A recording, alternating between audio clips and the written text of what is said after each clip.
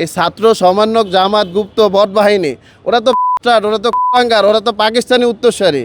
ওরা দেশ বিরোধী করে এই দেশে কেন তারা রাজনীতি করে, কেন তারা পার্লামেন্টে যাবে? ও তো টোকায়, ওরে তো টোকাই মারবে। ওরে তো বিভিন্ন বাসার দারোয়ান, বিভিন্ন এই যে রাস্তায় যারা ঘুমায়, এই যে রিক্সা ড্রাইভার, ভ্যান ড্রাইভার, ওদেরকে মারবে। ওরা তো আওয়ামী লীগের মব সৃষ্টি করে, বাড়ি ঘর অর্থ সম্পদ চুরি করে ওরা আজকে এমপি মন্ত্রী হয়। ওরা তো জীবনে মেম্বার হওয়ার যোগ্যতা নাই। মির্জা আব্বাস উনি কাউন্সিলর ছিল, উনি মেয়র ছিল, উনি এমপি ছিল, উনি মন্ত্রী ছিল, উনি একটা অভিজ্ঞ মানুষ। ওনার ছেলের বয়স চলে 50। ও তো আমারও ছোট, ও তো জুনিয়র। আমাদের এই পার্টি অফিসের যারা ঝাড়ু দেয় এবং মির্জা আব্বাসের বাসা যারা ঝাড়ু দেয়, ওদের যে শ্রম ত্যাগ আছে দেশের জন্য, দলের জন্য, গণতন্ত্রের জন্য, এই ছাত্র সমন্বয়ক জামাত গুপ্ত বট বাহিনী ওরা তো কুলাঙ্গার, ওরা তো পাকিস্তানি উত্তরসূরি। ওরা দেশ বিরোধী করে এই দেশে কেন তারা রাজনীতি করে, কেন তারা পার্লামেন্টে যাবে? বাংলাদেশের আশা এবং ভরসা, বিশেষ করে এই দেশের যারা নাগরিক এবং এই দেশকে যারা স্বপ্ন বাস্তবায়নে চায়, দুবাই, সিঙ্গাপুর এবং মালয়েশিয়ার মতো এবং মালয়েশিয়ার চেয়েও ভালো উন্নত হওয়ার জন্য এই আশাই কিন্তু ভোট দিয়েছে। এবং বিএনপি সরকার গঠন করবে, তারেক রহমানের যে প্ল্যান, এটা বাস্তবায়ন করতে হলে এই দেশের মানুষ যে ভালোবাসা দিয়েছে বিএনপিকে, তাহলে এই ভালোবাসার মূল্যায়ন করতে হবে। কিন্তু মূল্যায়ন করতে হলে সর্বপ্রথম আমি মনে করি এই দেশে যারা, আপনারা দেখবেন ছোটোখাটো বিষয়, যারা এই যে মাদকের সাথে জড়িত, যারা ফ্যান্সি খায়, যারা মনে করেন ইয়াবা খায়, যারা বাবা গাঁজা, এদের বিরুদ্ধে প্রশাসন অনেক কঠোর। কিন্তু যারা অর্থ পাচার করে, যারা অনিয়ম দুর্নীতি করে, যারা চাঁদাবাজ, যারা মনে হয় হাজার কোটি টাকা রাষ্ট্রের একটা কলমে যারা সচিবালয়ে বসে, আজকে আপনারা কিন্তু দেখছেন এই এরশাদ স্বৈরাচার হয়েছে, শেখ হাসিনা আওয়ামী লীগ স্বৈরাচার হয়েছে, কিন্তু এদের ছত্রছায়া যারা বড় বড় হাজার কোটি টাকা লুটফাট করছে, তাদের কিন্তু কিছু হয় না। তারা আরও যখন যে আসে তার পক্ষে থাকে। আমি বলবো এই দেশে যারা অর্থ পাচার করে, যারা অনিয়ম দুর্নীতি করে, হোক সে সরকারি কর্মকর্তা, হোক সে রাজনীতিবিদ, এদেরকে সরাসরি এদেরকে বংশ নির্বংশ করে দেন, এদেরকে প্রকাশ্যে এনে করসফায়ার দিয়ে দেন।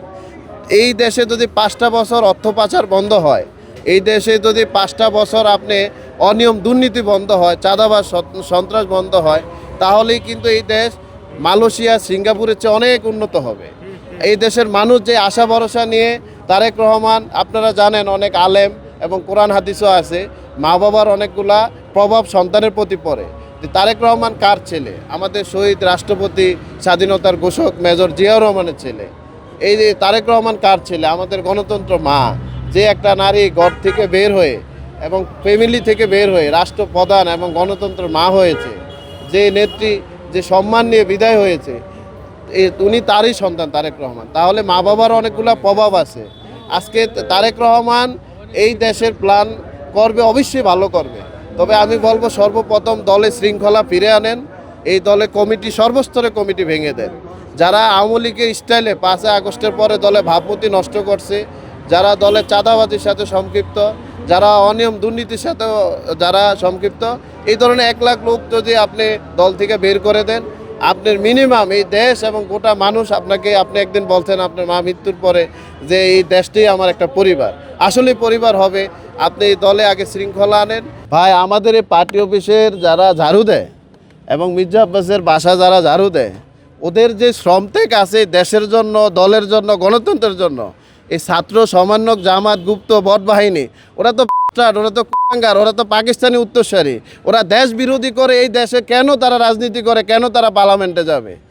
আজকে আমি বলে দিলাম স্পষ্টভাবে, একটা সময় এই দেশ জনগণ এদেরকে প্রতিহত করবে, এদেরকে পাকিস্তান পাঠাবে, এটা স্পষ্ট। বিএনপি থেকে আপনাদের দলীয়ভাবে তার উপরে কোনো চাপ আসবে কিনা?